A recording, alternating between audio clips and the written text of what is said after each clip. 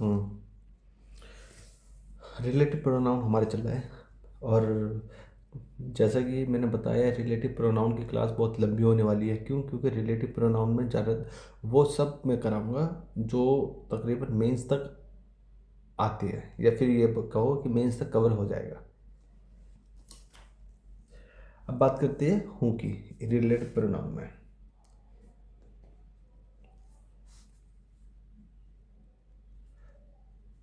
हूँ पहले simple question से स्टार्ट करता हूँ मैं, बहुत simple. It is Ravi who is playing cricket. It is Ravi, Ravi है, हु इज़ प्लेइंग क्रिकेट, जो क्रिकेट खेल रहा है। तो हु यहाँ पे रिलेटिव प्रोनाउन है। या नेक्स्ट देखते हैं,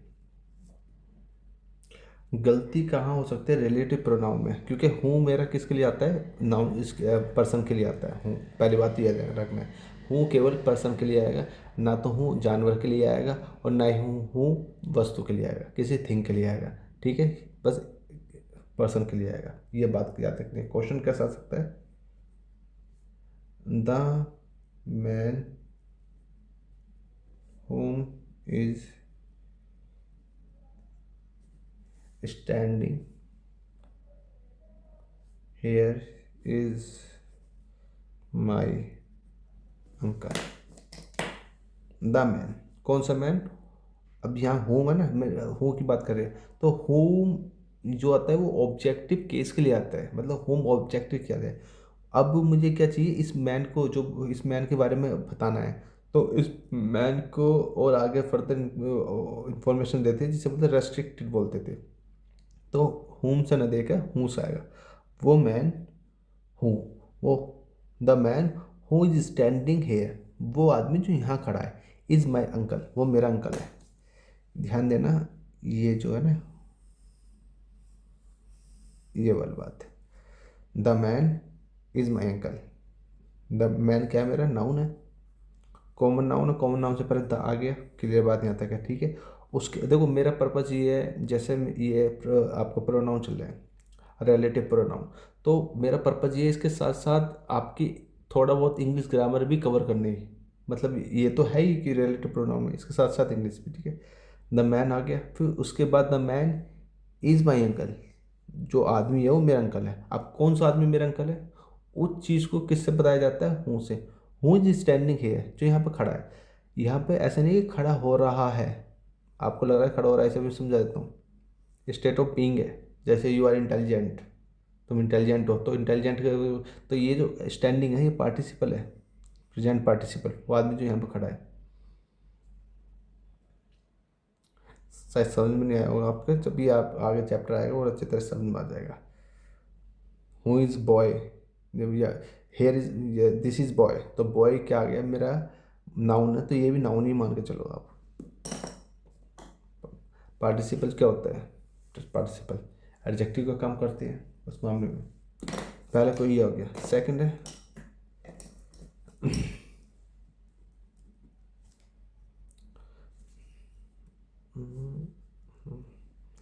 सेकंड, अगर जो इसमें गलती हो जाए तो द मैन, कौन सा मैन? विच इज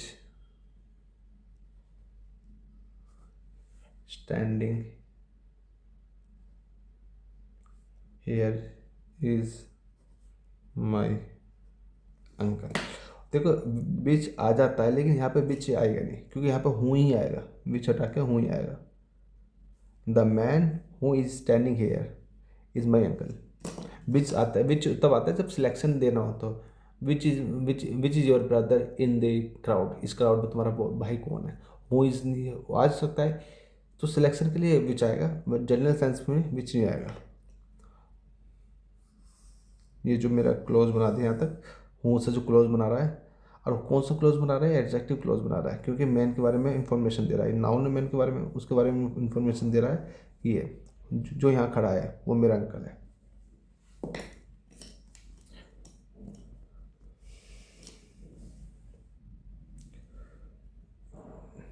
अब चलते हैं हुज की तरफ। सिंपल सिंपल लगते हैं, ज़्यादा कॉम्प्लिकेटेड नहीं। हुज, हुज, सबसे पहले तो हुज के साथ कुछ ना कुछ आता है, क्यों? क्योंकि हुज मेरा पॉजेसिव है। पॉजेसिव अपने आप में कुछ लेता है। देख, अगर जो बचपन में आपने देख, हुज पेन इज दिस, जैसे ना, हुज पेन इज दिस, ये आप याद रखना, इससे आपका हुज याद आएगा। हुज पेन, हुज पेन, ठीक है, हुज पेन इज दिस, ये पेन किसका है, ठीक है। लेकिन यहाँ पे ये नहीं है, ये थोड़ा सा एक्स्ट्रा में समझा दिया। यह जो हूँ है, यह क्वेश्चन पूछ रहा हूँ इंटरोगेटिव, वो आगे चल के आएगा, लेकिन समझाने के तौर पे मैं बता रहा हूँ, वो आगे चल के आएगा। रिलेटिव प्रोनाउन खत्म होने के बाद वो आगे चल के आएगा इंटरोगेटिव, जब मैं पढ़ाऊँगा। तो बस एक समझाने के तौर पर बता दिया, हुज पेन इज दिस का मतलब ये पेन किसका है, और वहाँ से आपका हुज स्टार्ट हो जाएगा। वैसे क्वेश्चन कैसा आएगा इसमें?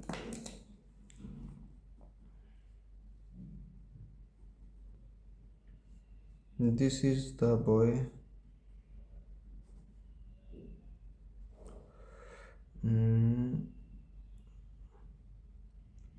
होम, या फिर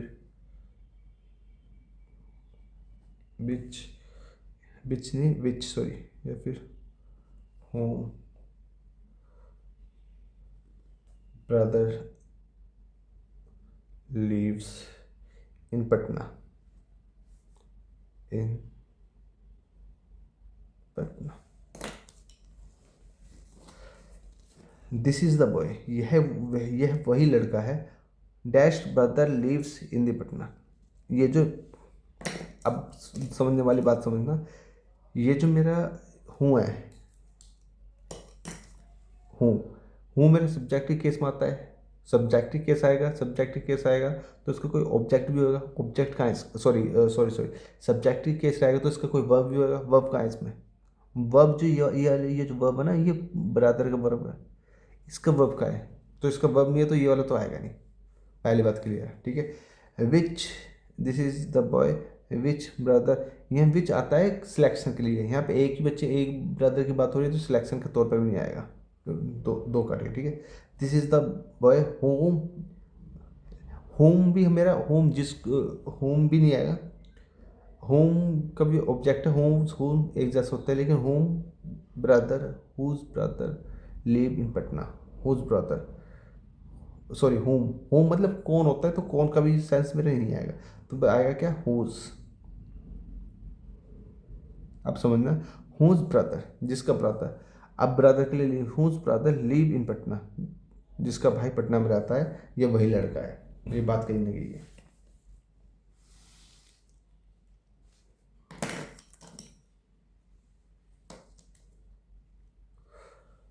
सेकंड क्वेश्चन है, कंफ्यूजन जहाँ होती है।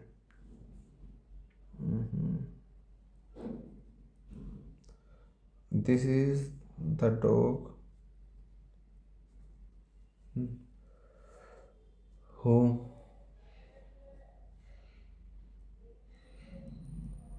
Which who name is Tommy.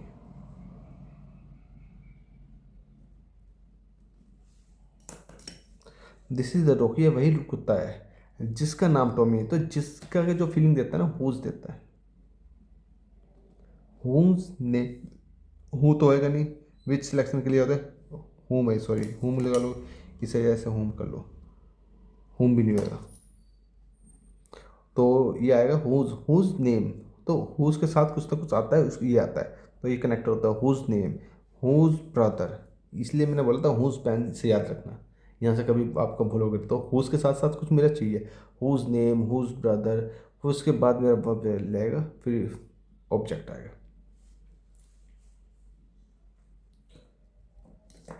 करते हैं बात विच की।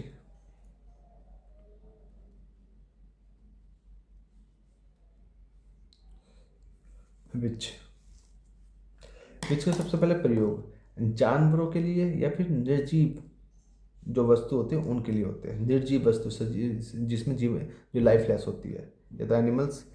लिख लो अपनी भाषा में जैसे लिखना चाहो। ब्लैक से लिखते हैं, थोड़ा अच्छा लगेगा कलरफुल सा। फॉर एनिमल्स या फिर एंड या फिर ओलाल और या उसके लिए ये आपका एंड लाइफलेस क्या होता है? लाइफ को करेंगे LIFE, लाइफ लेस, अभी भी गलत है, लाइफलेस। ठीक है, जिसमें लाइफ नहीं होती उन चीज़ के लिए हमारा क्या आएगा? विच आएगा। एग्जाम्पल के लिए समझते हैं।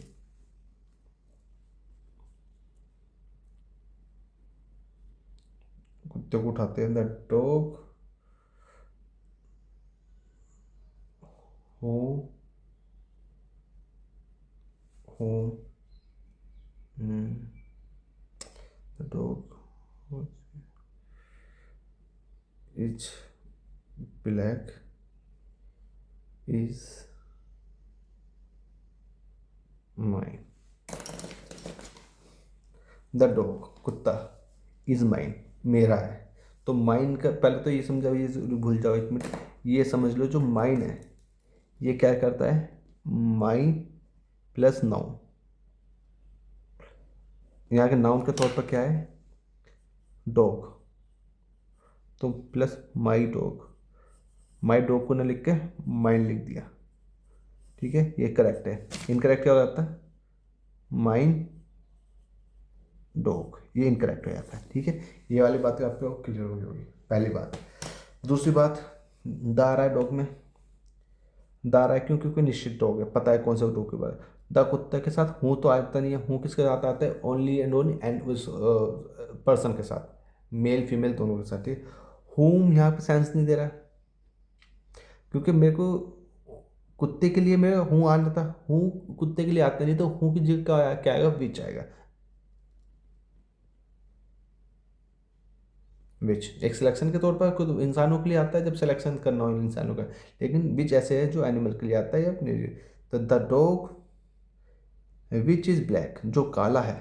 अब इसे पिंजरे में डाल दो, ये डाल दिया, क्योंकि ये मेरा क्लॉज बना दिया। इसी का खेल है। न्यूज़पेपर में ये क्लॉज भर भर का आता है। न्यूज़पेपर में पूरा भरा पड़ता है, और इन क्लॉज की वजह से फ्रेजेस की वजह से, चाहे कोई से भी क्लॉज हो, आपका एडजेक्टिव क्लॉज हो, नाउन क्लॉज हो, इनकी वजह से सेंटेंसेस बड़े होते हैं। लगता है ना कि न्यूज़ में हमारे को समझ में नहीं आती, क्योंकि सेंटेंस बहुत बड़े होते हैं। कभी ईडी लग जाती है, कभी ING फॉर्म आ जाती है। मैं इस चैनल पर न्यूज़पेपर पढ़ाता हूँ, आप फॉलो कर सकते हो। आपकी इंग्लिश डेफिनेटली बहुत अच्छी होगी, डेफिनेटली बहुत अच्छी होगी। क्यों? क्योंकि न्यूज़पेपर सारा प्रोफेशनलिज्म पर बेस्ड है, सारी प्रोफेशनल टॉक है उसमें। The dog which is black, कुत्ता, वो कुत्ता जो काला है वो मेरा है।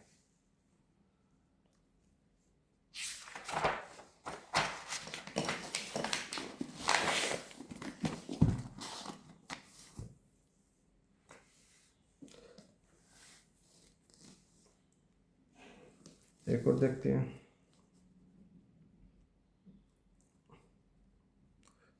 याद काल, एक मिनट, दूसरी दिस इज द कार। ठीक है, हूँ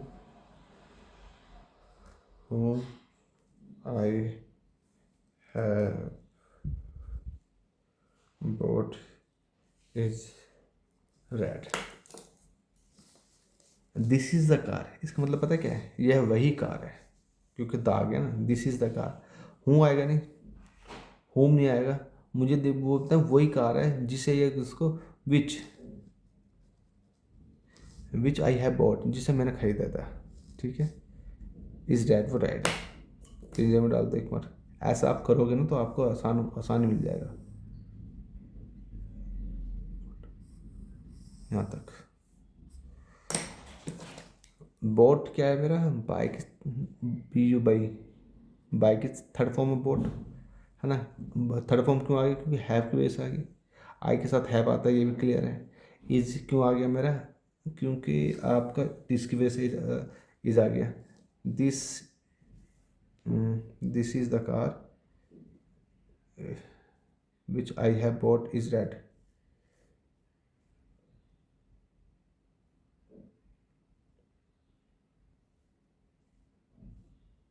अभी car this is the car, अभी जो रेड आया ना मेरा, सॉरी ये मेरा विच के लिए आया।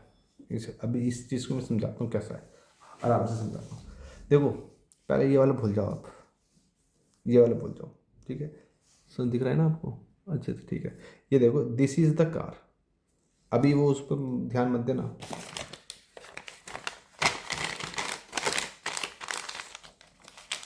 ये देखो बस आपको, this is the car, this क्या है मेरा सब्जेक्ट, इज क्या है मेरा हेल्पिंग वर्ब, लेकिन वर्ब मान लो वर्ब, और द कार क्या है ऑब्जेक्ट। ऑब्जेक्ट है ना, तो ऑब्जेक्ट है, ऑब्जेक्ट का सब्जेक्ट तो होता नहीं, पहली बात ऑब्जेक्ट का सब्जेक्ट नहीं होता। तो ये वाला जो इज है ये इसका का तो सब वो होगा नहीं सब्जेक्ट, अब समझ में आ रहा है, क्योंकि ये ऑब्जेक्ट है मेरा। तो ये जो इज आया ना ये इसकी वजह से आया है, विच की वजह से। तो विच क्या है यहाँ पे मेरा सब्जेक्ट, ठीक है। और ये जो बॉट है ये इसकी वजह से, विच क्या है सब्जेक्ट, सब्जेक्ट है तो सब्जेक्ट विच सिंगुलर है इसलिए इज आ गया। और सब्जेक्ट किसके देखा है, अपने एंसीडेंट को देखा है। एंसीडेंट कौन सा है इसका, कार, कार क्या है सिंगुलर, तो उसके हिसाब से इज आया था। अब क्लियर हो गया।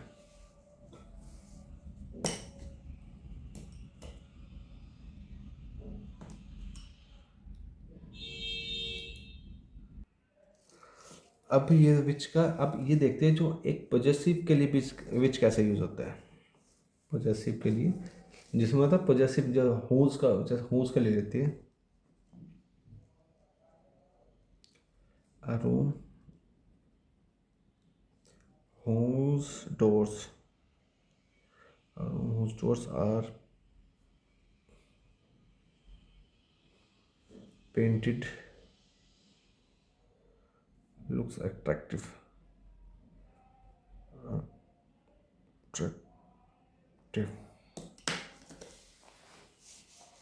a room एक रूम, whose door जिसके दरवाजे आर पेंटेड पेंटेड किए गए हैं, looks attractive. Rooms looks attractive, यहाँ से लेकर रूम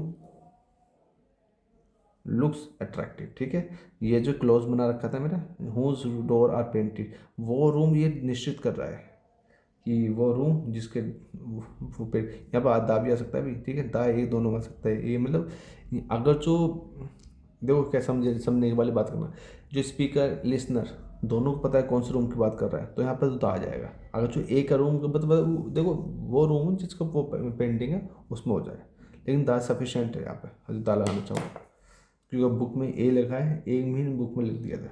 मैं लूसेंट बुक से पढ़ा रहा हूँ, लूसेंट बुक से। पहले बात तो ये आ गया, ठीक है। The room whose door are painted looks, इसको ऐसा आप ऐसे भी लिख सकते हो, a room of which door are painted looks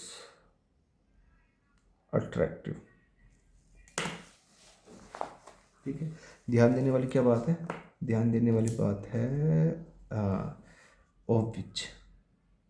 क्यों, क्योंकि ये जो ऑफ के साथ विच आ गया ना, इसे बोलते हैं आपका पॉजेसिव, पॉजेसिव केस में आता है। पॉजेसिव फॉर्म लिख लेते हो आप, विच का पॉजेसिव फॉर्म इसी है अपनी, विच का पॉजेसिव फॉर्म, हाँ पॉजेसिव फॉर्म जो अपने जैसा अधिकार है, विच ऑफ डोर्स जिसके दरवाजे आर पेंटेड पेंट हो गया है, कर दिए है, लुक्स अट्रैक्टिव, ये अट्रैक्टिव लगता है।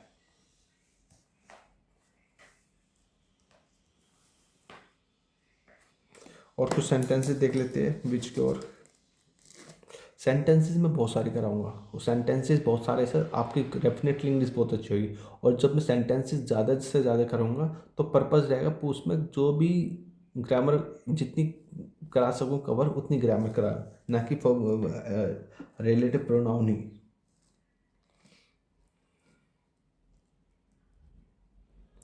मोनिका फॉरगॉट, क्या भूल गई, the year in which she was born,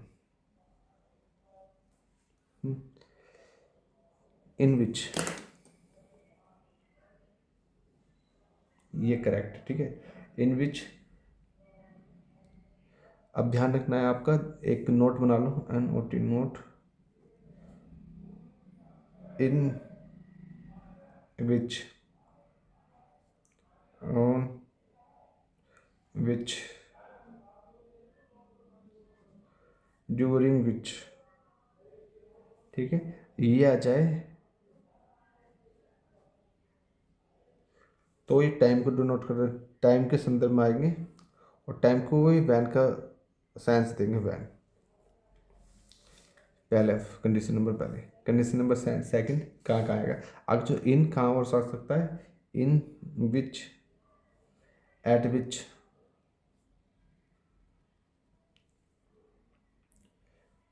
या फिर इसमें फॉर विच भी लगा, फॉर विच, ये प्लेस के लिए आएंगे,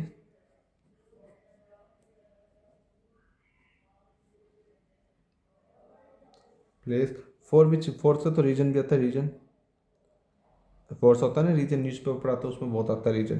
तो प्लेस आएगा तो प्लेस में क्या क्या आ जाएगा, वेयर का सेंस, वेयर, वेयर। और रीजन होता है तो रीजन किस आता है, वाई, वाई से रीजन आता है ना।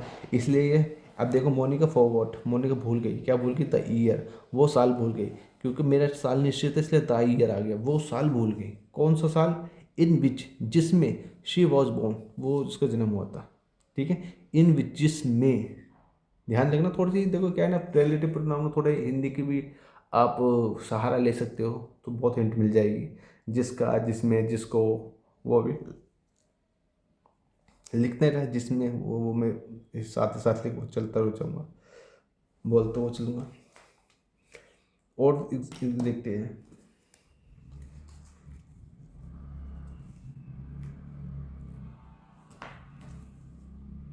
Monica forgot the year, Monica दिखा देना आपको, मोनिका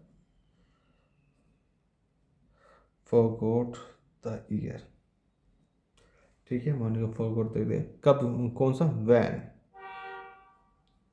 शी वॉज बोर्न, ठीक है।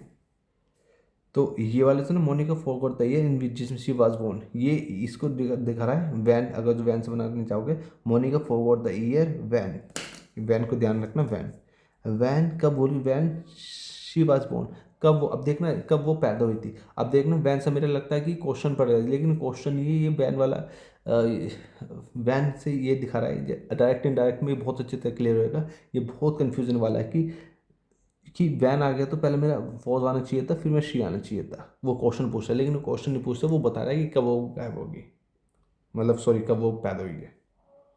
ये बात, ये एक डायरेक्ट इनडायरेक्ट चैप्टर है, बहुत अच्छी तरह उसमें कराऊंगा। ये बहुत कन्फ्यूजन है और इसमें दो तीन क्वेश्चन पता नहीं क्यों एसएससी के बहुत फेवरेट है, और भी एग्जाम होते, एक तो स्पेस पे कि ये जो पोजीशन चेंज कर दे इस पे, और एक फोर और सीन्स पे कि बताओ कहाँ फोर लगाना है, कहाँ सीन्स लगाना है, पता नहीं क्यों ये क्वेश्चन हर साल में देखता हूँ, हर साल ये एसएससी देता है फोर सीन्स का। और ये फोर सीन्स का तुम्हारा टेंसेज में क्लियर रहेगा, point of time, duration of time, ये वगैरह। यहाँ तक क्लियर हो गई होगी। नेक्स्ट देखते हैं आपका,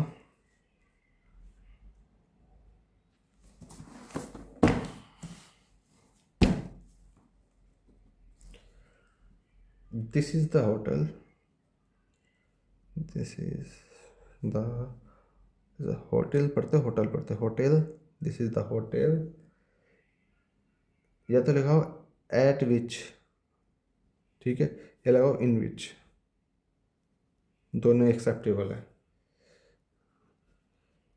माई फादर वॉज स्टेइंग, स्टे कर रहे थे, स्टेइंग, बस वो इतना, वो ज़्यादा, ठीक है।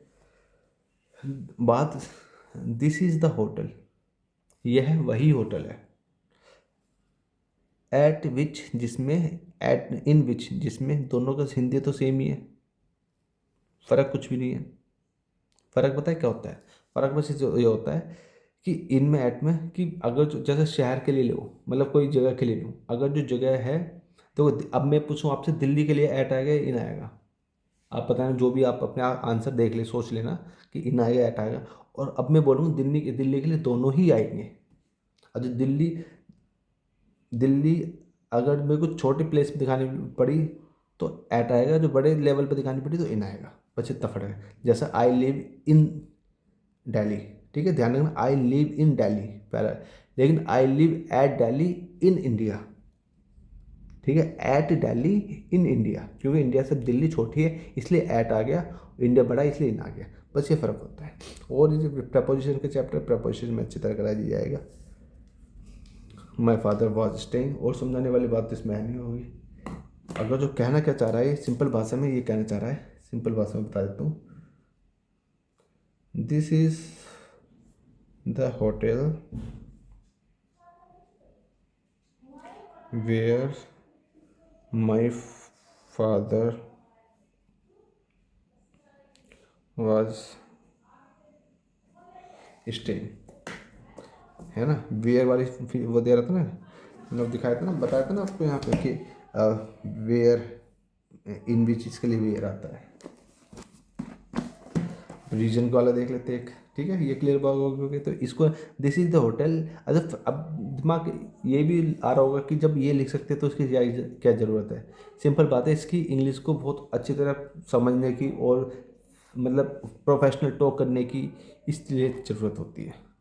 सिंपल तो ये भी है इसका, बहुत सिंपल ना लगे एक वर्जन अपर करना, इसलिए इंग्लिश की ज़रूरत होती है। जब आपको दोनों पता लग जाएगा ना तो आपको ये वाला अच्छा लगेगा।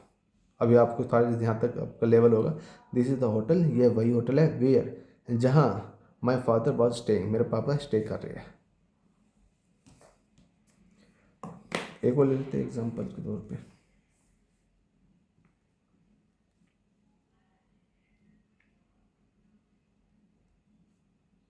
ही डज नॉट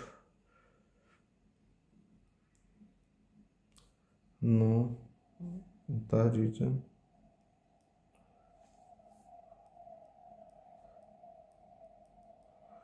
फॉर विच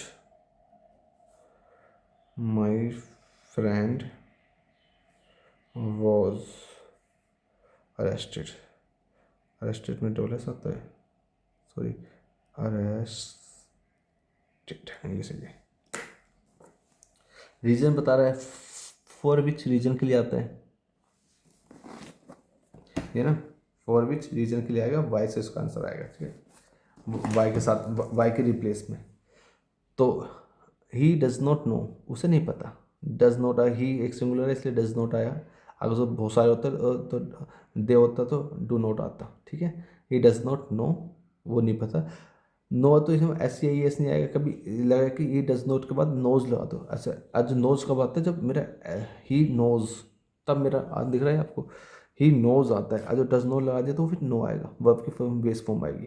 तो ही डज नॉट नो, उसे नहीं पता, क्या नहीं पता, द रीज़न, वो कारण नहीं पता, वो कारण नहीं पता, इसलिए द आया यहाँ पे, द रीज़न, फॉर विच जिसके लिए, माई फ्रेंड वॉज अरेस्टेड, मेरा दोस्त अरेस्ट हुआ है, वो कारण नहीं पता। तो कहना क्या चाह रहा है ये सिंपल भाषा में,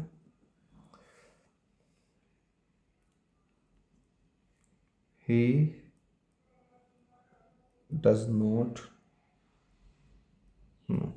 ये डजेंट भी पढ़ती है, लेकिन जो फॉर्मल इंग्लिश होती है ना उसमें डज नॉट ही चला जाता है। न्यूज़पेपर वगैरह देखोगे तो डज नॉट ही दिखा जाएगा, डजेंट स्पोकन वगैरह में चलते हैं आई डोंट नो, लेकिन आई डू नॉट नो। तो he does not know the reason, उसे नहीं पता रीजन क्या है। वाई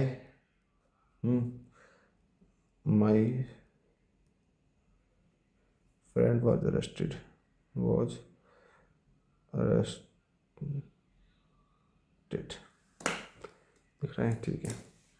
ये आ गया ना वाई, रीजन दिखा रहा है। तो वाई का जो मेरा अगर विच में लगाऊं तो विच लेता है फोर, फोर विच, ये फोर विच बता रहा होता वाई का।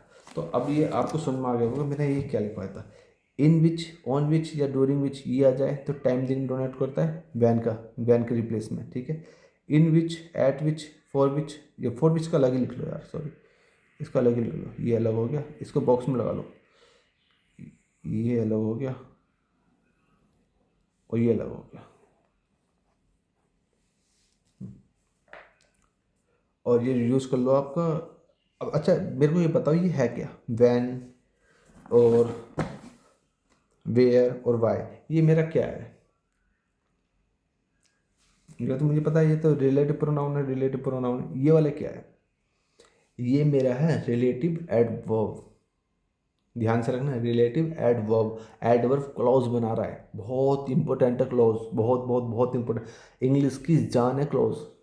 आइए ये टेंसेस वगैरह ये तो बच्चे हैं, मैं आपको नेचुरली बताऊँ, ये सब टेंसेस हो गया, आर्टिकल्स हो गया, जो एसएससी में पूछे जाते हैं, एक छोटे लेवल के हैं। लेकिन जितने क्लॉज वगैरह पूछे जाए ना, जो इसके बड़े बड़े एग्जाम में इस पर पूछे जाते हैं, क्लॉज के सारे इंग्लिश पूछे, वो जान निकाल देगा। न्यूज़ पेपर क्लॉज इस सब भरा पड़ा है। क्लॉज बहुत इंपॉर्टेंट है, क्लॉज तो मैं, मेरा जितनी मैंने इंग्लिश पढ़ी है, मेरा फेवरेट टॉपिक है क्लॉज। और जब मैं क्लॉज पढ़ाऊंगा तो बहुत मजा आने वाला है। क्लॉज छोटे सेंटेंस है नहीं, ये सब क्लॉज है, जैसे ये ना, ये क्लॉजेज है, और बड़े बड़े सेंटेंस है। अब मेरा ये एडवर्ब क्लॉज बना रहा है, why my friend was arrested, ये एडवर्ब, पेंसिल देखो ना, ये एडवर्ब क्लॉज है, ये एडवर्ब क्लॉज। और न्यूज़पेपर आप देखोगे ना, न्यूज़पेपर में बताते चलता हूँ कि कौन सा क्लॉज कौन सा है, उससे आपको पता लग जाता है। ये टाइमिंग वगैरह, अनटिल, अनलेस, अनफॉर्चुनेट, ऐसे शब्द आ जाए तो एडवर्ब क्लॉज है, पहली बात। दूसरी बात, किसी शब्द के बारे में डिफाइन करे, कोई बहुत बड़ा सेंटेंस डिफाइन करे तो नाउन क्लॉज है, ठीक है। सॉरी सॉरी सॉरी, वो एडजेक्टिव क्लॉज है। और एक एक्स्ट्रा इन्फॉर्मेशन दे किसी के बारे में, एक एक्स्ट्रा ये क्यों हुआ है, कोई रीजन दे, उसको एक्स्ट्रा इन्फॉर्मेशन दे, वैन वैन से लगा के नहीं, एक एक्स्ट्रा इन्फॉर्मेशन, तो नाउन क्लॉज है, ये क्लोज ही होती है। और जब इसे चैप्टर में पढ़ा जाएगा तभी और स्पष्टीकरण आएगा क्लोज का मतलब क्या होता है, ठीक है। यहाँ तक बात क्लियर होगी। अब चलते रूल नंबर नेक्स्ट पे। मैं कह रहा हूँ ये जो रिलेटिव प्रोनाउन है, ये इसका बहुत बड़ी क्लास होने वाली है। रिलेटिव प्रोनाउन आधे घंटे में मैं चाहूँ तो फिनिश कर दूँ क्लास, लेकिन मैं, क्योंकि इसके साथ साथ क्लॉज वगैरह बहुत इंपॉर्टेंट चीज़ होने वाली है। मतलब आप को इंटरेस्ट आ रहा है तो देख लेना। रूल नेक्स्ट, डैट का प्रयोग, रिलेटिव प्रोनाउन डैट का प्रयोग किसके लिए होता है?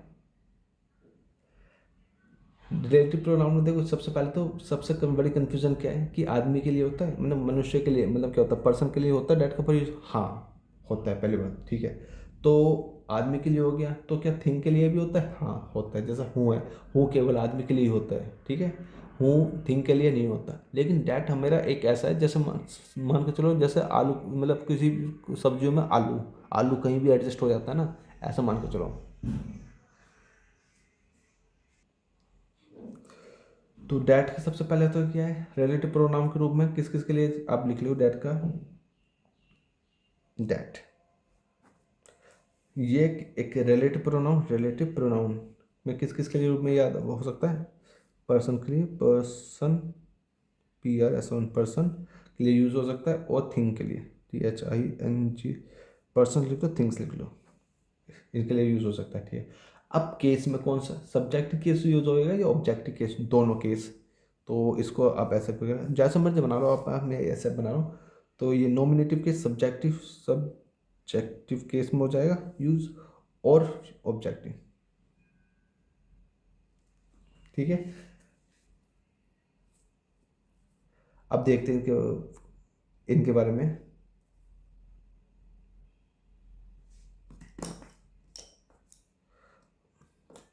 और डैट ना, मतलब आप डैट को इसकी मतलब जो होम विच, इनके रिप्लेस में भी यूज़ कर सकते हो डैट। आपको लगेगा कि यहाँ पे डैट क्यों आ रहा है, यहाँ पे हूँ आना चाहिए था, लेकिन वो वहाँ वो भी आ सकता है, वो भी आ सकता है, दोनों आ सकते हैं। देखते एक एक करके कुछ एग्जाम क्वेश्चंस लिख लेता हूँ, वो करते हैं। This is the teacher that taught माई, किसको बुलाते, my child, children, CHILDREN, children.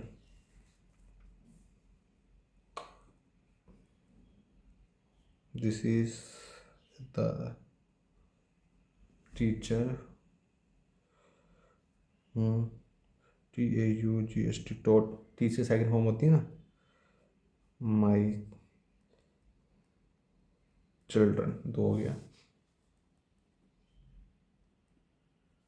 The chair that is red is mine.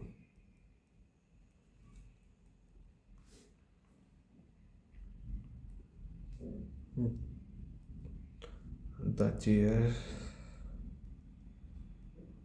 which is red is mine.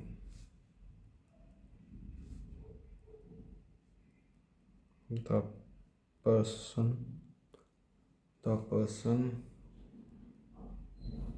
that I like most is my father.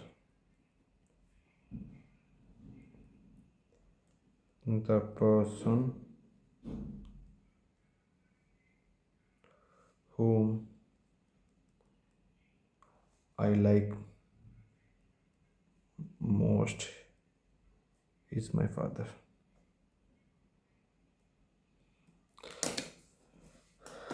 Sentence सारे correct है. समझाने क्या करो, dad किस किस के आ गया. देखो ये पढ़ लो, देखो दिस इज द टीचर, ये वही टीचर है. हूँ रिलेटिव प्रोनाउन, जो हूँ टॉट माई चिल्ड्रन, जो मेरे बच्चों को पढ़ाता है. हूँ टॉट माई चिल्ड्रन. अभी मैं इसमें समझा देता हूँ थोड़ा सा क्या कहना चाह रहा हूँ इसमें. अभी जो दिस मेरा क्या है, सब्जेक्ट है. ठीक है. इज़ क्या वर्ब मालूम चाहिए, और इज़ और टीचर क्या है, ऑब्जेक्ट है. बात कर होगी. अब ऑब्जेक्ट है, सब्जेक्ट तो होगा नहीं. तो ये मेरा टोट है. टोट क्यों आया, इसका सब्जेक्ट क्या है, इसका सब्जेक्ट है मेरा हूँ, तो ये आ गया सब्जेक्ट, है ना. लेकिन सब्जेक्ट तो आ गया, लेकिन अब सब्जेक्ट सिंगुलर होगा प्लूरल होगा वो डिपेंड करेगा इसका जो बगल वाला वर्ड है इससे. ध्यान रखना, इसकी ये जो वर्ब है ना, वो वर्ब डिपेंड करेगी इस वाले से, लेकिन आया इसलिए सब्जेक्ट.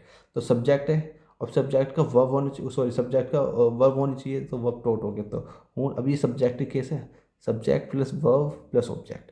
तो हूँ टोट माई स्कूल, मेरे स्कूल को जो पढ़ाता है, कौन पढ़ाता है, टीचर पढ़ाता है. इस तरीके में समझा दो. पहली बात के लिए आगे मैंने समझा दिया. अब इसको हूँ को रिप्लेस कर सकता हूँ डैट में, कोई भी फर्क नहीं पड़ेगा. ऊपर ये बताया गया, दिस इज़ द टीचर, या वही टीचर है, डैट जो टॉट माई चिल्ड्रन, जो मेरे बच्चों को पढ़ाता है, ये वही टीचर है. पहली बात की होगी. सेकंड है द चेयर, ये जो कुर्सी है, जो द चेयर हो तो निश्चित होगी कुर्सी. विच इज़ रेड, कौन सी कुर्सी, जो रेड है, इज़ माइन, वो मेरी है. अब देखो इसमें भी एक कहानी है. कहानी द चेयर, ठीक है, कौन सी चेयर, विच, जो, ये सब्जेक्टिव केस है. ठीक है. इज क्यों आया, विच की वजह से आया, लेकिन इज आया इसे देख कर. ठीक है. अगर जहाँ प्लूरल होता तो आ रहा था. आर सब्जेक्ट ही है मेरा. बहुत थोड़ा समझने में थोड़ा दिक्कत हो रही होगी, थोड़ा सा. अभी आज जैसे जैसे चैप्टर कंप्लीट होता रहेगा, ऐसे समझ में आता रहेगा. The chair which is red, जो कौन सी चेयर जो रेड है, इज़ माइन, वो मेरी है. ठीक है. आप इसको ऐसे भी लिख सकते हो, the chair that is red is mine, दोनों करेक्ट है. तो ये क्या समझ में आया, डैट यू हूँ को भी रिप्लेस कर सकता है और विच को भी रिप्लेस कर सकता है, जो दोनों सब्जेक्टिव केस में आ रहे हैं. मतलब सब्जेक्ट से जैसे होंगे सब्जेक्टिव केस से, हूँ आ गया सब्जेक्ट है, ये वर्ब आ गया सब्जेक्ट हो गया, वर्ब हो गया ऑब्जेक्ट हो गया, तो सब्जेक्टिव केस में आ गया. डैट आ गया सब्जेक्ट हो गया, टॉट आ गया वर्ब हो गया, माई चिल्ड्रन ऑब्जेक्ट हो गया। तो ये जो कि ये तो इसका तो अपना है, ये सब्जेक्ट है, ये वर्ब है, ये ऑब्जेक्ट है, ये सब्जेक्ट वर्ब ऑब्जेक्ट, ये क्लोज हो गया, ये क्लोज हो गया, दो क्लोज में सेंटेंस बना दिया, बात खत्म। समझ में आ रहा है? क्लोज क्लोज जोड़ जोड़ के बहुत बड़े बड़े सेंटेंस बनाए जाते हैं। न्यूज़पेपर में है ये चीज़। अगर ये न्यूज़पेपर के आप ओपिनियन वाला पढ़ोगे जिसमें एडिटोरियल बोला जाता है, उसमें ये चीज़ देखोगे। नेक्स्ट देखते हैं, और लास्ट ये देखते पहले, the person whom I like most is my father. अब देखना, ध्यान से देना, इसमें वर्ब कितनी है? दो है, लाइक है, ब्लैक पर लगा, लाइक अ वर्ब और इज अ वर्ब, दो वर्ब है मेरी, ठीक है। लाइक का सब्जेक्ट क्या है? इज। लाइक का सब्जेक्ट है, लाइक का सॉरी लाइक का सब्जेक्ट है इज। पानी दे दो, रख दो, कोई बात नहीं, इसमें करके दे दो, तो कोई बात नहीं, इसमें डाल के दे दो। तो द पर्सन, दो सब्जेक्ट मेरे, इसमें दो वर्ब है, तो लाइक का लाइक लाइक मेरा वर्ब है, इज मेरा वर्ब है। लाइक का मेरा सब्जेक्ट का आई मिल गया एक, ठीक है। इसका सब्जेक्ट क्या है मेरा? पर्सन, ये लो जी, पर्सन मिल गया, ठीक है। तो हूँ का सब्जेक्ट, हूम का जो ये जो मेरा, अगर जो मैं इसे सब्जेक्टिव केस मांगू तो इसका सब्जेक्ट क्या है? देखो इसका subject,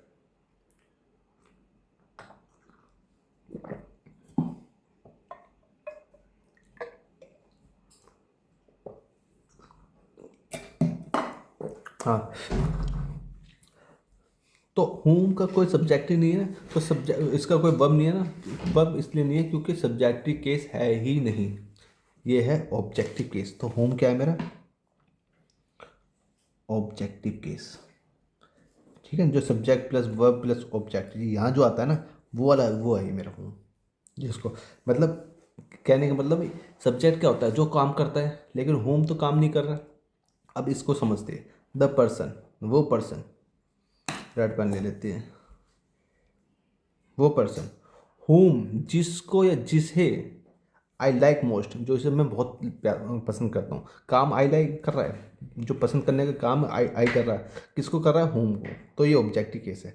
home I like most is my father, तो इज माई फादर है ना, ये the person is my father, वो पर्सन मेरा पापा है। कौन पापा? जिसे मैं बहुत प्यार, जिसे मैं बहुत लाइक करता हूँ। तो द पर्सन होम, जिसे आई लाइक मोस्ट। रेक्टिफिकेशन वाले तो ये बात है, क्योंकि ये ऑब्जेक्टिव केस है, ये समझाना चाह रहा हूँ, ऑब्जेक्टिव केस। अब होम को रिप्लेस कर सकता है डैड। द पर्सन, कौन सा पर्सन? डैड, जिसे आई लाइक मोस्ट, क्योंकि डैड के बाद मेरा देखो, जैसे डैड के बाद इज आ गया ना, तो डैड के बाद इज आ गया तो मेरे डैड क्या था? सब्जेक्टिव केस हो गया था। लेकिन डैड के बाद तो कुछ नहीं आ रहा, उसका वर्ब नहीं आ रहा, इज तो आ नहीं रहा, तो डैड क्या है मेरा? ऑब्जेक्टिव केस है। तो the person that I like most, जिसे सबसे ज़्यादा मैं पसंद करता हूँ, it is not working, no it is working, is my father, वो मेरा बाप है।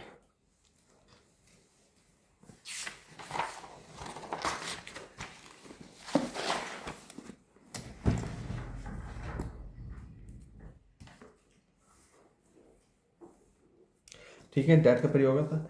लेकिन अगर ध्यान रखना, अगर कॉमा लगा दिया, कॉमा लगा दिया, तो फिर वहाँ पे डैट का प्रयोग नहीं आता, वो ही उसका ही यूज़ होगा जो उसका वास्तविक, उसका संबंध जिस वर्ड से है, रिलेटिव प्रोनाउन का संबंध जिस वर्ड से है। एग्जाम्पल के तौर पे,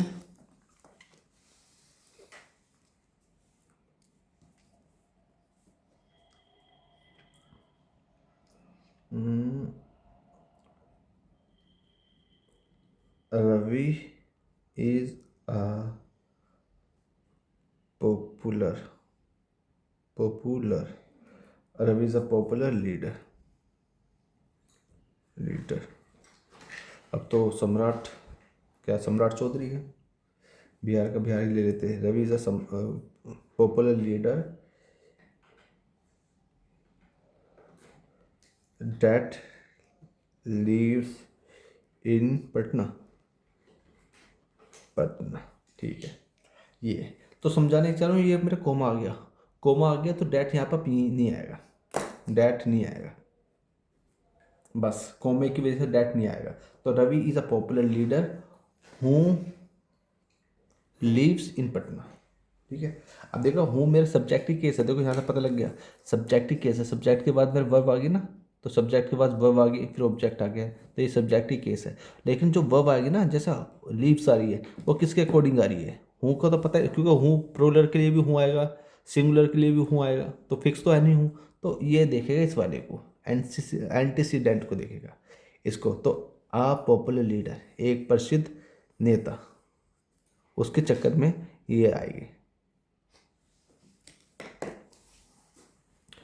और देखते हैं, एक एग्जांपल और ले लेते हैं। ही हैज़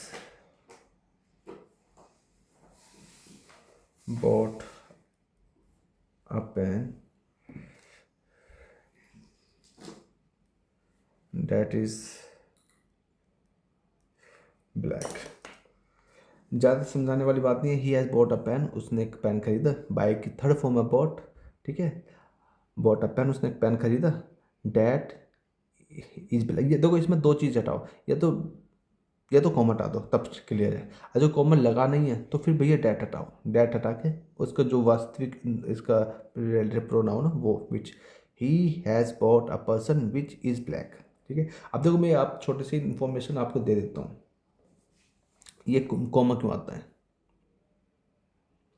ये शायद मैंने आपको बता दिया था कि एक रेस्ट्रिक्टिव होता है, कंटिन्यूएशन होता है। रेस्ट्रिक्टिव होता है कि ये पैन के बारे में एक एक्स्ट्रा इन्फॉर्मेशन देनी ही है, कंपलसरी है। रेस्ट्रिक्टिव है, सीमित हो आप, तब हमारे को कॉमन नहीं लगाएगा, तब मेरे को वो बताएं। जैसे मैंने द मैन हूँ से the man who is playing in the ground is my brother.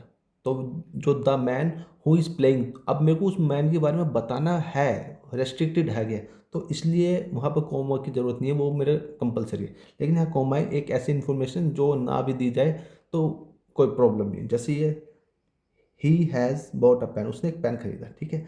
Which is black, ये एक अनावश्यक इन्फॉर्मेशन है, अननेसेसरी इन्फॉर्मेशन है, विच इज़ ब्लैक। तो बस यहाँ पे कॉमे का खेल आता है।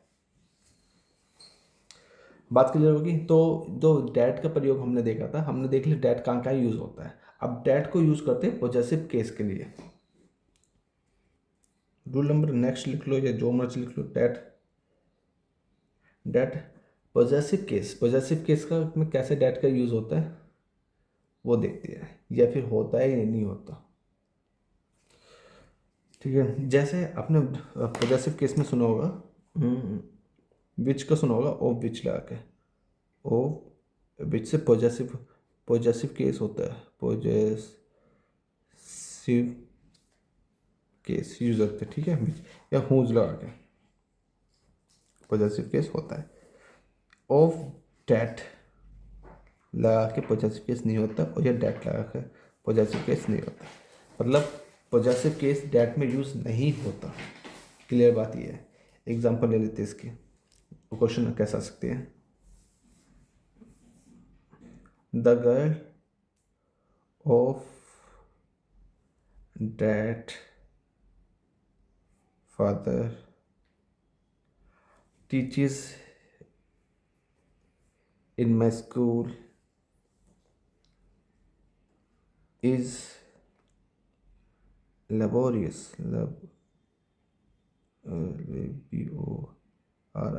laborious, laborious मतलब होता है परिश्रमी, जो मेहनती होता है, सो बोलते हैं लेबोरियस। ठीक है, तो टेक्निकली मेरे ये जो सेंटेंस है इनकरेक्ट है। क्यों? क्योंकि ऑफ डैट से मेरा पॉजेसिव केस नहीं होता, डैट का पॉजेसिव केस नहीं होता। तो फिर करेक्ट क्या है? या तो इसमें हूज लगा दो, हूज लगा दो, करेक्ट हो जाएगा। या ऑफ विच लगा दो, हूज लगा दो, या ऑफ विच लगा दो।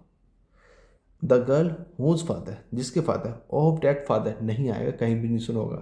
तो जो पॉजेसिव केस है ऑफ डैट का प्रयोग नहीं होता, नहीं होता, नहीं होता। बस एक सेंटेंस और ले लेते हैं इसमें, या तो हूज लगा दो और विच लगा दो।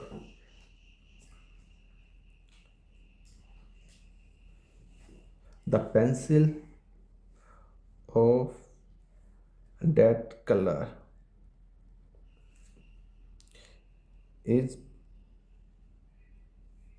black is hers। The pencil of that हटा के ऑफ विच लग of which the pencil of which colour is black, जिसका कलर ब्लैक है। जैसे एक बॉक्स में डाल दो क्योंकि क्लोज बना रहा है मेरे यहाँ से लेके यहाँ तक। द पेंसिल, अब देखो यहाँ पे ये है मेरा जो मैं बताया ना रेस्ट्रिक्टिव जो प्रोनाउन है, रेस्ट्रिक्टिव प्रोनाउन ये रेस्ट्रिक्टिव रिलेटिव प्रोनाउन ये है, क्योंकि द पेंसिल कौन सी पेंसिल उसके बारे में बताना है। Of which colour is black, जिसका कलर काला है। इज हर्स, अब हर्स का क्या है यहाँ पे, हर्स का मतलब है हर प्लस नाउन, तो हर प्लस नाउन क्या है, नाउन के रूप में पेंसिल, ठीक है। तो हर पेंसिल ना लिख कर हर्स लिख दो, तो यहाँ पर अंडरस्टूड होता है कि इसके बारे में पहले बात हो चुकी होती है, कहीं ना कहीं पेंसिल के बारे में बात होगी, तो ये अंडरस्टूड होता है। हर पेंसिल, पेंसिल को दोबारा से रिपीट, क्योंकि पेंसिल क्या है, नाउन है, और नाउन दोबारा नहीं आनी चाहिए, रिपीटेशन नहीं होनी चाहिए, इसलिए तो प्रोनाउन पढ़ाया जा रहा है। प्रोनाउन का मतलब ये तो होता है रिप्लेस ऑफ नाउन, तो पेंसिल दोबारा ना आके ये हर्ष लगा तो वहाँ पे अपने आप में ये इसका पेंसिल का भी प्रोनाउन आ जाएगा। बात करते हैं अब रूल नंबर नेक्स्ट की, एंड से। एंड से जो जुड़े हो दो एंटीसीडेंट का प्रयोग, ठीक है, जिसमें मनुष्य या जानवर दोनों एक वस्तु के लिए हो, तो इसके बाद रिलेटिव प्रोनाउन डैट का प्रयोग होता है, होता, ठीक है। देखिए भाई, अगर जो दो वर्ड मेरे पास है, एक मनुष्य है और एक जानवर है, दोनों है, ये जानवर है ये वस्तु है, एक आदमी है या फिर दूसरा, या तो जानवर ले लो या फिर वस्तु ले लो, ठीक है। अभी क्वेश्चन लिख कर बताऊंगा क्या कहना चाह रहा हूँ, बस अभी समझ लो, और चाहो तो इस चीज़ को अपनी भाषा में लिख सकते हो तो और अच्छी बात है, ये आ जाए तो उसकी, तो जो मेरा जो relative as a relative pronoun use होगा ना, वो डैट होगा, ना तो हूँ होगा, ना होम होगा, ना विच होगा, लिख लो ये बात। अब कहना क्या चाह रहा हूँ अब समझ में आ जाएगा।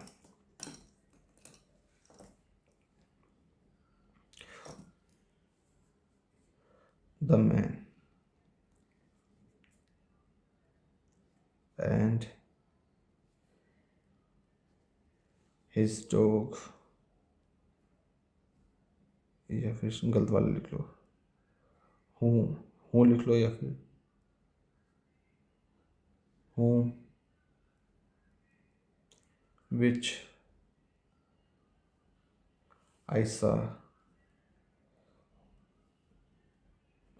yesterday have been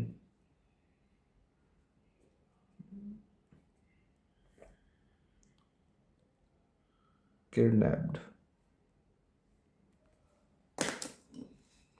तो have been kidnapped। अच्छा अच्छा, यहाँ पे बताओ, सबसे पहले तो ये कुत्ता यहाँ पे किडनैप हो गया या आदमी किडनैप हो गया, क्वेश्चन से तो लग रहा है दोनों ही किडनैप हो गए, कोई ऐसी इन्फॉर्मेशन दी नहीं गई है। समझने वाली क्या बात है कि मेरा एंड से जुड़े हुए हैं दो, ये रिलेटिव प्रोनाउन ही है, रिलेटिव प्रोनाउन का जो मेरे एंड से जुड़े हुए हैं, और एंड में एक पर्सन है, PERSSON पर्सन है, प्लस दूसरा मेरा या तो एनिमल है या फिर थिंग है। अगर ऐसा केस हो तो उसका जो रिलेटिव प्रोनाउन आता है वो ना तो हूँ आता है, कट गया, ना होम आता है, ये भी कट गया, ना विच आता है, तो आएगा क्या, डैट आएगा। अब करेक्ट सेंटेंस, अब समझते हैं क्या कह रहा है। द मैन, वो आदमी, निश्चित तौर से वो आदमी, एंड हिज डॉग, और उसका कुत्ता, ठीक है, डैट, जिन्हें आई सॉ यस्टरडे, जिन्हें मैंने देखा था कल, हैव बिन किडनैप, वो किडनैप हो गए। तो यहाँ पे जो हैव बिन आया ना, हैव कुत्ते के लिए तो आएगा नहीं एक, और आदमी के लिए भी नहीं आएगा, दोनों एक साथ लिया जाए तब आएगा हैव, तो इसलिए दोनों ही किडनैप हो गए, हैव बिन किडनैप्ड। और ये मेरा पैसिव है, परफेक्ट का पैसिव है, प्रेजेंट परफेक्ट का पैसिव है, मतलब ये जो सब्जेक्ट होता है ना, इन्होंने काम नहीं किया, इन पे काम हुआ है, ये होता है पैसिव। और अच्छी तरह पैसिव जो इसका जो चैप्टर आएगा एक्टिव पैसिव, उसमें अच्छी तरह करा दिया जाएगा। तो दैट तक की जो कहानी यहाँ तक थी। अब चलते हैं नेक्स्ट पे, रूल नंबर नेक्स्ट लिख लेना, जितने भी जो एवरी वाले थे ना, everybody, everyone, no one, nobody, those, इनके बाद क्या आता है? Relative pronoun. ठीक है, उनके बाद आता है हूँ, और हूँ के बदले हम डैट का प्रयोग भी कर सकते हैं। देख लेते हैं पहले। Everyone, everybody, no one, nobody, those. ठीक है, ये है। इनके बाद क्या आता है? रिलेटिव प्रोनाउन के साथ क्या आएगा?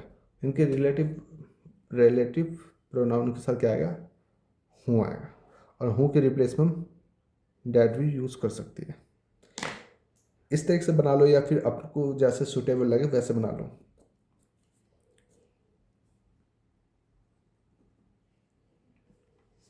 कैसे? जैसे एवरीवन, हूँ, या that has visited the Taj Mahal, likes it। पहला हो गया। सेकंड है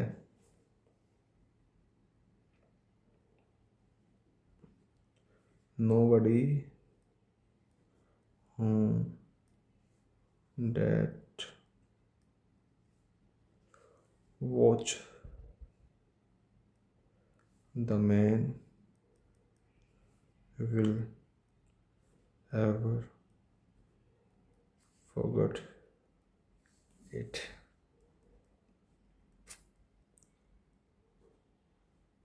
everyone whom that knew him liked him। लिख लिए।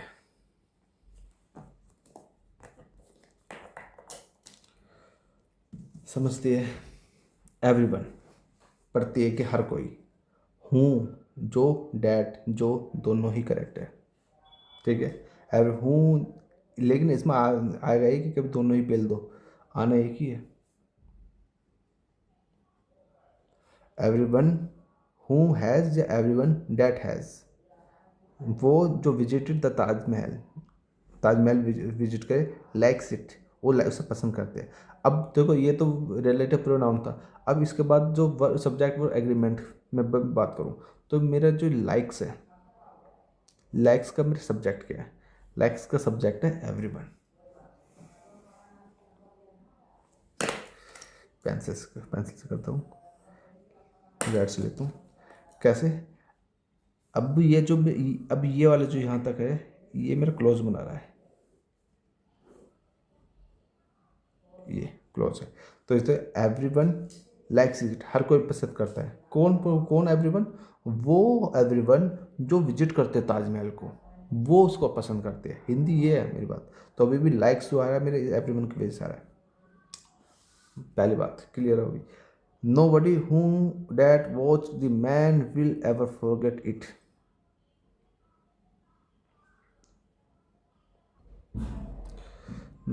इट क्यों आ गया यहाँ पे? सॉरी, ये मैच मैन, ये मैच है, सॉरी, इसलिए।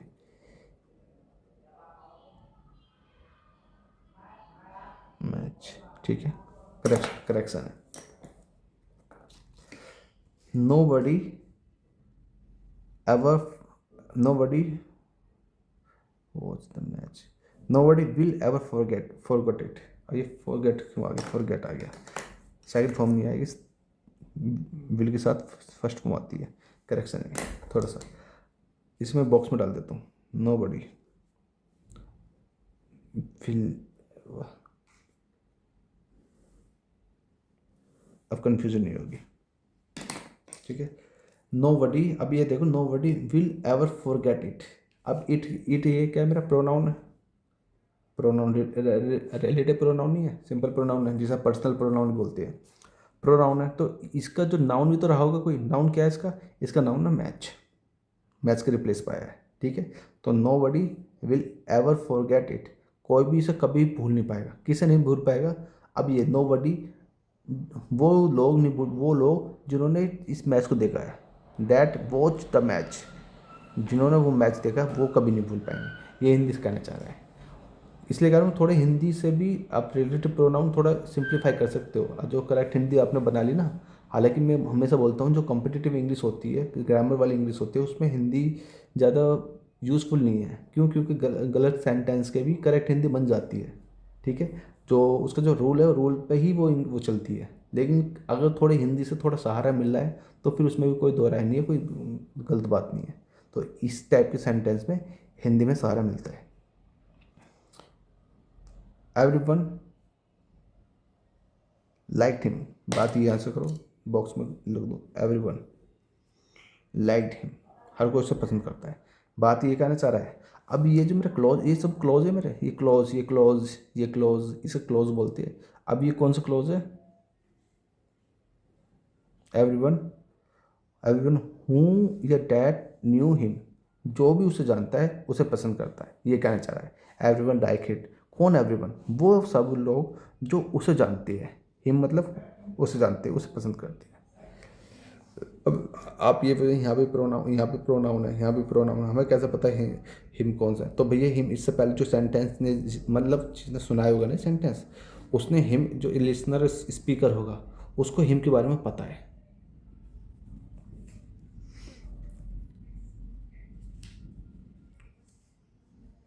ये बात थी यहाँ तक, ठीक है। अब बात करते हैं रूल नंबर नेक्स्ट की। अब आपने सुपरलेटिव डिग्री सुना होगा। अब एडजेक्टिव में 3 डिग्री होती है, एक simple degree, second comparative degree और थर्ड सुपरलेटिव डिग्री, ठीक है, जिसके पहले द आता है। आपने नहीं देखो तो आप आर्टिकल में मैंने पढ़ा रखा है, और वो मेन जो इसका जो चैप्टर है वो है एडजेक्टिव। एडजेक्टिव में हमें पढ़ेंगे, लेकिन एडजेक्टिव के साथ सुपरलेटिव डिग्री के साथ डैट का प्रयोग किया जाता है, और डैट बहुत बड़ा है, बहुत लंबे तक आएगा डैट। सुपरलेटिव डिग्री के साथ डैट का प्रयोग होता है, ठीक है, के बाद डैट यूज। आप अपनी लैंग्वेज में लिख सकते हो। सुपरलेटिव डिग्री क्या होता है मैं आपको बता देता हूँ। जैसे ये हो गया गुड, या फिर वेल भी लिख लो, दोनों का सेम होता है। गुड लिख लो। गुड क्या है मेरा? गुड है मेरा सिंपल डिग्री, सिंपल, ठीक है। 3 डिग्री होती है, simple, comparative degree, superlative degree. तो गुड मेरा सिंपल हो गया। कंपैरेटिव गुड का क्या होगा? बेटर, ठीक है। बेटर जब तुलना करते हैं ना, दो में तुलना होगी, तो कोई चीज़ किसी से अच्छी है, उस चीज़ के लिए बेटर यूज करा जाएगा, तो बेटर। और गुड का जो सुपरलेटिव डिग्री होती है उसे बोलते हैं बेस्ट, कि सबसे अच्छी। और जब जहाँ बेस्ट आता है उससे पहले द यूज़ होते हैं, द बेस्ट, ये होती है सुपरलेटिव डिग्री। और इसके बाद द का यूज़ होता है। कैसे? बात करते हैं।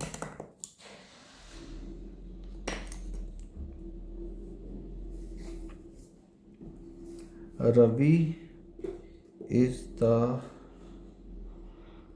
Most laborious man that I know. Ravi is the most laborious man, इसमें होम ले लो, होम आई नो। 2 सेंटेंस मैंने लिख दी सुपरलेटिव डिग्री से के रिस्पेक्ट में। Ravi is the most laborious, most, the most क्या है? Superlative degree. चूंकि सुपरलेटिव डिग्री एडजेक्टिव की सुपरलेटिव डिग्री है, तो द मोस्ट लेबोरियस ये एडजेक्टिव है, एडजेक्टिव सुपरलेटिव डिग्री। मैन क्या है? ये नाउन है। ये पूरा क्या बनना है? ये ऑब्जेक्ट बनना है, ऑब्जेक्ट।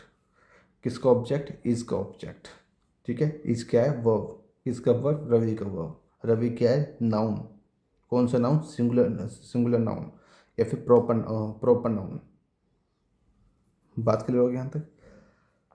हाँ, बात मेन बात ये है, क्योंकि यहाँ पे सुपरलेटिव डिग्री आ गया, सुपरलेटिव डिग्री होम को नहीं लेता, तो ये सेंटेंस मेरा इनकरेक्ट हो जाएगा। करेक्ट सेंटेंस क्या है, करेक्ट सेंटेंस डैट है, डैट ये नहीं लेता है। यहाँ तक सुपरलेटिव की बात फिनिश होगी। अब रूल नंबर नेक्स्ट चलते हैं, बात करते हैं ऑल। अगर ऑल आ गया, ठीक है, तो ऑल के साथ या तो हूँ आएगा या डैट आएगा, होम या विच नहीं आएगा। लिख लो जैसे अपनी लैंग्वेज में जैसे भी लिखना चाहिए, होम या डैट एक्सेप्टेबल है, होम और which is not acceptable. Example देखते हैं।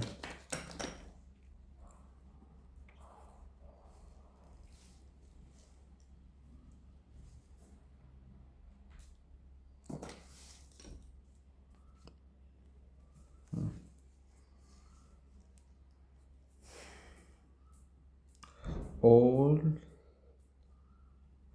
whom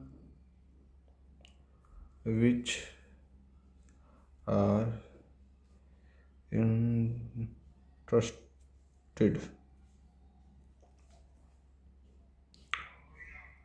to do this work can do it।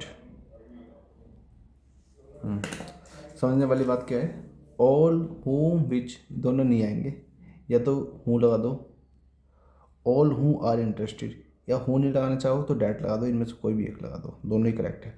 All that are interested. और क्योंकि ऑल एक देखो, इंटरेस्टिंग में और इंटरेस्टेड में बस इतना फ़र्क है, जो फीलिंग के साथ आदमी वगैरह के साथ इंटरेस्टेड होता है वो। अब इंटरेस्टिंग किसी नॉन लिविंग थिंग, जैसे कोई बुक है, बुक कोई इंटरेस्टिंग होगी कि ये बहुत बड़ी इंटरेस्टिंग बुक है, not interested. Interested man when वो फीलिंग्स के साथ जुड़ रहता है।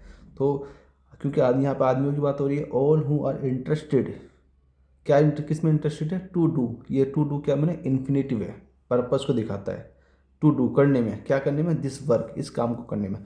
और जो इन्फिनेटिव है ये दिस वर्क इसका ऑब्जेक्ट है, ये इन्फिनेटिव है। आप इन्फिनेटिव आगे चल के पढ़ोगे, इसका ऑब्जेक्ट है ये, ठीक है। क्या करना है ये बात, ठीक है। कैन डू इट, अब ये जो मेरा कैन है, इसका सब्जेक्ट क्या है, बॉक्स में करते हैं, आपको समझ में आएगा। इसका सब्जेक्ट वैसे ऑल है, ऑल कैन डू इट, ठीक है। ऑल कैन डू इट, कोई मतलब ऑल सब इसे कर सकते। कौन ऑल, हूँ वो लोग जो इंटरेस्टेड है, हाँ जो इंटरेस्टेड है इसे करने में, उसे कर सकते हैं, ये बात।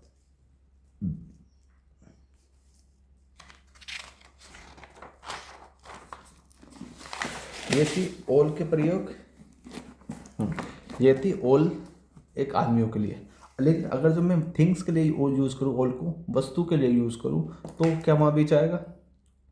अगर जो ऑल आ गया तो वहाँ विच नहीं आएगा, वहाँ ओनली डैट ही आएगा। देखते कैसे,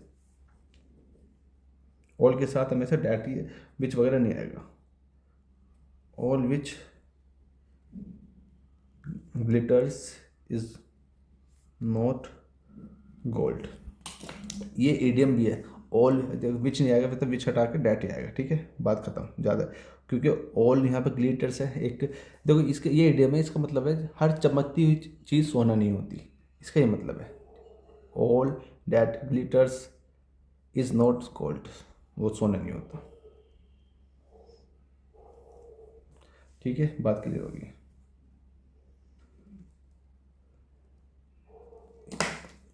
एक और एग्जांपल ले लेते हैं इसका, all the money which I gave her has spent सारा पैसा जो मैंने उसे दिया है इस पर खर्च हो गया। देखने में तो बिल्कुल सही लग रहा होगा, मनी मेरा क्योंकि एक वस्तु है, थिंग है, उसके साथ भी जा सकता है, बिल्कुल करेक्ट है। लेकिन बात फंस जाती है ऑल के साथ।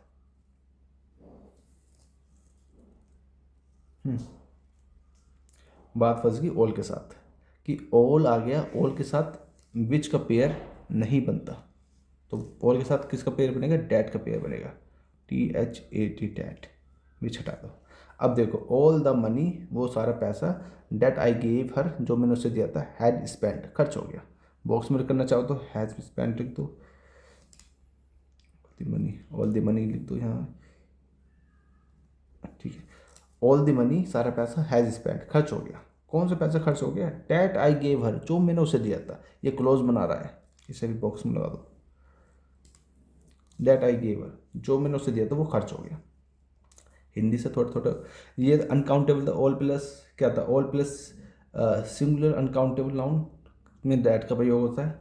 अगर जो मेरे को अनकाउंटेबल नाउन नहीं चाहिए, प्लूरल काउंटेबल नाउन चाहिए, उसमें भी डैट का प्रयोग होता है। जैसे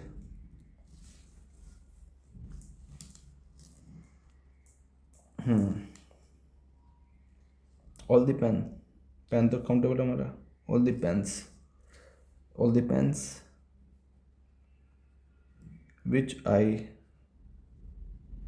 गेव हिम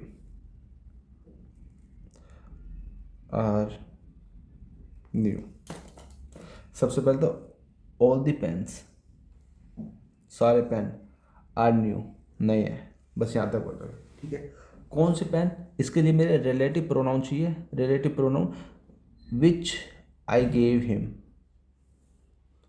विच यहाँ पे सूट नहीं करेगा, क्योंकि विच क्यों नहीं करेगा? पेन तक तो सही है, पेन के लिए तो आ सकता है। अगर जो ये ले लो ना, the pens which I gave him new, यहाँ तक तो बिल्कुल क्लियर है। अगर जो मैंने ऑल ले लिया, ऑल के साथ मेरा विच नहीं आता, बस यही दिक्कत है।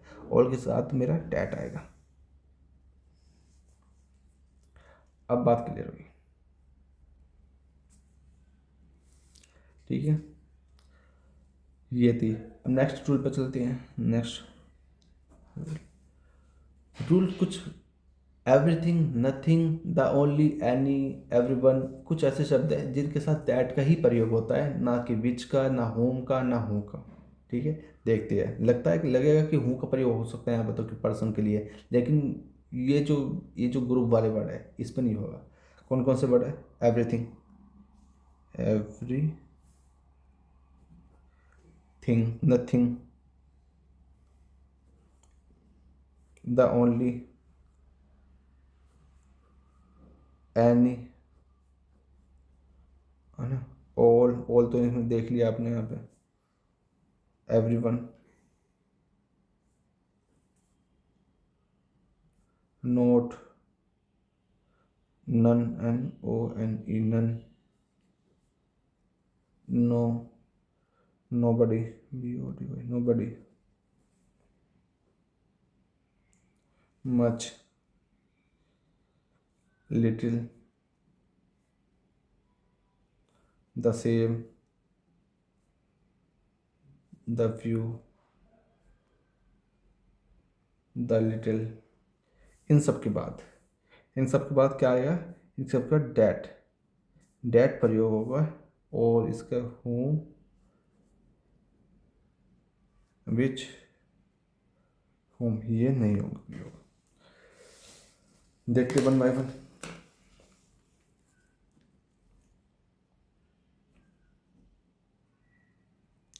My father has given me everything which he had। Which एट आएगा, विच की जगह डैट आएगा, ठीक है, बस पता तो है ही है। माई फादर, मेरे father, has given me everything, मेरे वो सब कुछ दिया है। विच क्लोज बना रहा है ना, विच आई ही हैड, जो उनके पास था वो सब मुझे दे दिया। हिंदी है, बस समझाने वाली बात ये है, जो एवरीथिंग आ गया, एवरीथिंग की वजह से डैट आया, ना कि विच आएगा। और जो वो एवरीथिंग के हिसाब से जो वस्तु आ जाती है ना, जो जो चीज़ें, घड़ी आ जाती है, माई father has given me the watch. अब विच आएगा, विच ही हैड जो उन पर था, अब विच आ जाएगा, जो वॉच होगा। My father has given me the car, वो कार दी, विच ही हैड जो उन पर थी। अब यहाँ पर विच आएगा, लेकिन एवरीथिंग के लिए विच नहीं आएगा। क्यों? क्योंकि आप इसमें रूल याद कर लो या जो मर्जी कर लो, जितने भी शब्द हैं उनके साथ हमेशा डैट का प्रयोग होगा, नहीं विच का, नहीं हूँ का, नहीं होम का, ये नहीं यूज होंगे। Second,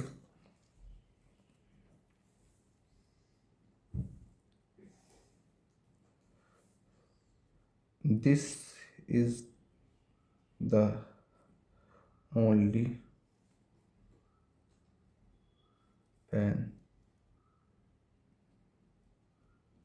which I bought yesterday. ठीक है, अब क्या लग रहा है? विच को, पेन को देख के विच आ गया, बिल्कुल करेक्ट है। अच्छा तो लग रहा है दिखने में, लेकिन अगर द ओनली छुपा दिया, अब करेक्ट है। ये ओनली भी छुपा देना, ओनली छुपा ले। This is the pen which I bought yesterday, बिल्कुल करेक्ट है। लेकिन जो ओनली आ गया ना, द ओनली आ गया, इसकी वजह से विच नहीं आएगा, इसकी वजह से आएगा डैट। बस यही समझने वाले। देखो ये इसमें कोई रॉकेट साइंस तो है नहीं, थोड़ा सा जो रटना चाहो, क्योंकि मैं बहुत कोशिश करता हूँ कि ऐसी चीज़ ना समझाऊँ जो इसमें रटना पड़े, क्योंकि जो जहाँ स्ट्रक्चर हो ना वो थोड़ा सा रटना पड़ेगा, कहीं ना कहीं रटना पड़ेगा, उसे याद कर लो। 2-3 मिनट लगेगी याद करने में, शब्द के साथ डैट का प्रयोग होगा। और जैसे आप क्वेश्चन सेट स्टार्ट करोगे, क्वेश्चन लगाओगे, तो वहाँ से आपको से चीज़ें अपने आप समझ में आने भी लगेगी, डैट कहाँ यूज़ हो रहा है, विच कहाँ यूज़ हो। लेकिन डैट का ध्यान रखना, डैट बहुत हद तक यूज़ होता ही होता है। आपने ये तो देख लिया, इन सब के रिप्लेस पे डैट यूज़ होता है। डैट का यूज़ तो बहुत ज़्यादा है, और भी अभी डैट बहुत बड़ा है। ये हो गया। नेक्स्ट क्वेश्चन देख लेते हैं।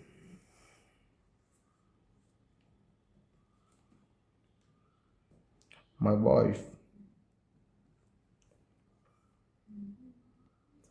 Has spent the little money which I gave her. My wife has spend the money, the little money, वो थोड़ी मनी मेरी वाइफ ने स्पेंड कर दी, विच आई गेव हर जो मैंने दी थी उसे दी थी। तो मुद्दा क्या है? देखो अब फिर वो ये आज जो मेरी लिटिल हटा लो, my wife has spend the money which I gave up, तो यहाँ पर करेक्ट हो जाएगा। लिटिल की वजह से द लिटिल आ गया, द लिटिल के मेरे इन वाले शब्दों मारा है, तो द लिटिल की वजह से मेरा विच नहीं आएगा, डैट आएगा।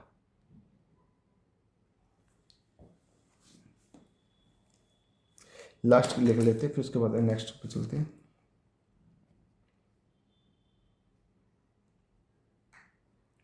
He has read the few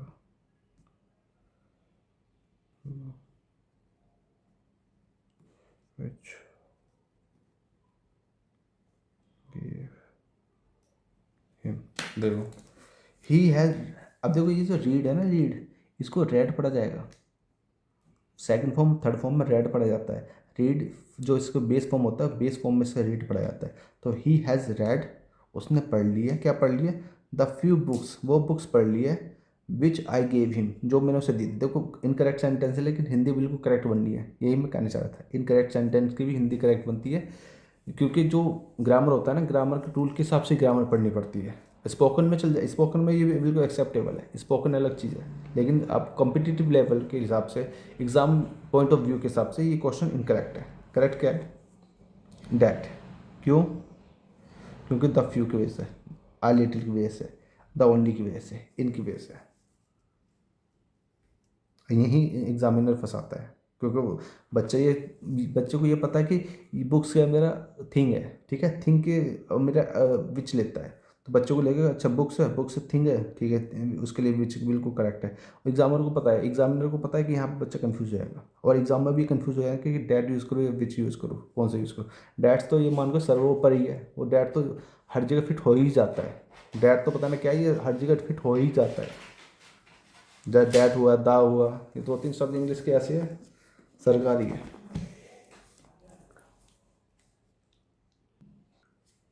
अब जो एक कन्फ्यूजन वाला आता है एज और मैन, एज और डैट का, उसका पेयर जो होता है। देखो रूल नंबर नेक्स्ट, ध्यान से सुनना। अगर वर्ब स्पष्ट है, पता है वर्ब के बारे में, लिख लो वर्ब स्पष्ट। और जब वर्ब स्पष्ट है तो क्या आएगा, द सेम प्लस नाउन, इसके बाद आएगा डैट, इनके बाद आएगा डैट प्लस डैट लगा लो, THAT डैट, ठीक है। पहला, अगर वर्ब अस्पष्ट है, अस्पष्ट है तो द सेम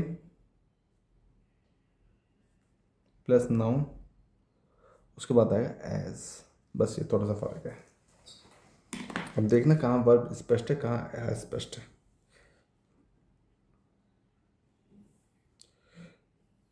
दिस इज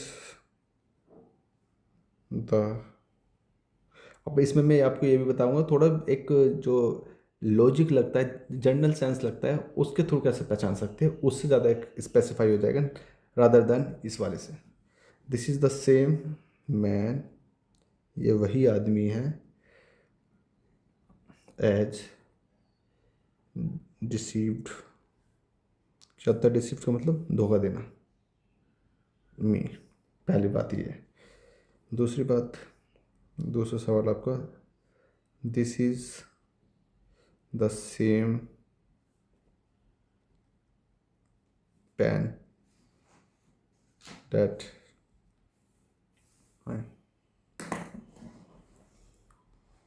देखो यहाँ वर्ब मेरी स्पष्ट है, रिसीव। यहाँ पे अगर जो यहाँ पे थोड़ा ईज भी आता है तो अस्पष्ट है, ज़रूरत नहीं है। तो यहाँ स्पष्ट है तो यहाँ पर डैट आएगा, यहाँ स्पष्ट नहीं है तो यहाँ पे एज आएगा। ये थी एक रटने वाली बात जो रूल कहता है। अब देखो थोड़ा सेंस, जनरल सेंस में, जनरल सेंस थोड़ी हिंदी बना के नहीं कोशिश। देखो मैं बार बार ये बोलता हूँ कि भाई मैं इस चीज़ को एडवोकेट नहीं करता कि हिंदी बनाना बहुत ज़रूरी है कम्पिटिटिव इंग्लिश में, लेकिन मैं ये बोलता हूँ कि हिंदी से का सहारा लिया जा सकता है। वैसे जो ग्रामर है वो रूल से ही चलती है, स्ट्रक्चर से ही चलती है, और गलत सेंटेंस की भी करेक्ट हिंदी बनती है। This is the same man, यह वही आदमी है, सेम मैन वही आदमी है, ठीक है, the same man that deceived में, जिसने मुझे डिसीव किया था। अब तो मुझे यहाँ लगा एज डिसीव्ड में, जिस रूप में मुझे डिसीव किया था। एज दो के लिए यूज होता है, एक तो रूप के लिए इस तरीके से, और एक क्योंकि के सेंस में। वैसे तो बहुत इसके तरीके हैं ये, ठीक है। एडवर्ब के हिसाब से अलग रूल है, एडवर्ब के हिसाब से भी बताता हूँ इसको, ठीक है। ये पहले बात तो क्लियर हो गया, डैट क्यों आया था।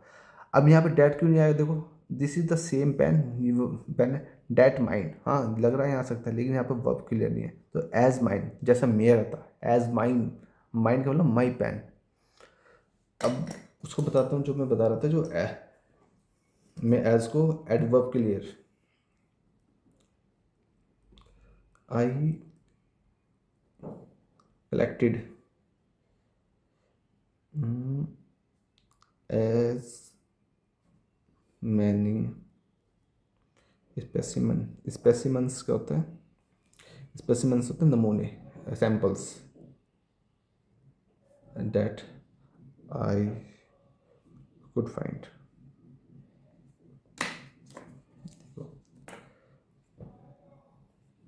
अब यदि एज के बाद जो एडजेक्टिव का प्रयोग हुआ, ठीक है, एडजेक्टिव के ऊपर, और उसके बाद जो रिलेटिव प्रोनाउन का प्रयोग हुआ, तो रिलेटिव प्रोनाउन हमारा एज के रूप में हो जाएगा। मतलब क्या क्या चाह रहा हूँ, ठीक है। तो डैट नहीं आएगा, वैसे भी एज डैश एज तुमने सुना होगा। तो ये एज का है रिलेटिव प्रोनाउन, और ये वाला जो एज का है, ये वाला एज का है, ये वाला एज है मेरा एडवर्ब, ये वाला adverb. I collected as many species, specimens, इतने कलेक्ट करे, एज आई कुड फाइंड, जितने मैंने पा सका उतने मैंने कलेक्ट कर लिया। ये खत्म हो गया, फिनिश हो गया। नेक्स्ट चलते हैं, स्ट्रक्चर पे चलते हैं। एक स्ट्रक्चर याद रखना, अगर जो इट आ जाए, स्ट्रक्चर थोड़ा कठिन हो सकता है, लेकिन इसका जो सेंटेंस, इसका जो सवाल आएगा वो आसान होगा। It plus verb to be plus proper noun. ठीक है। इसके बाद जो रिलेटिव प्रोनाउन है उसके बाद उसका इसके बाद जो रिलेटिव प्रोनाउंस के हूँ का या होम का प्रयोग किया जा सकता है, लेकिन डैड का प्रयोग बहुत बेहतर के तौर पर किया जाता है, मतलब बहुत अच्छी तरह इसका किया जाता है। The power went gone, the power went, anyway I continue, कोई नहीं दिक्कत है। इसे करा देता हूँ इस वाले को, फिर करते हैं नेक्स्ट क्लास में। जैसे it is Ravi, it is Ravi who teaches my children, children पहला आ गया। It is Ravi that teaches my children, दोनों ही मेरा करेक्ट है। ठीक है, बस यही कहना चाह रहा हूँ, दोनों ही करेक्ट है। दोनों हूँ भी आ सकता है, डैट भी आ सकता है। जनरल में भी होता है जैसे डैट हूँ के रिप्लेस में आता है, पीछे आपने देखा है। लेकिन मेन ना it is Ravi, it is वाला केस है। और इट इज़ के साथ जैसा होता है इट इज़ मी, वो गलत होता है, इट इज़ आई। इस चीज़ को कंटिन्यू रखेंगे। तब तक के लिए बाय, टेक केयर।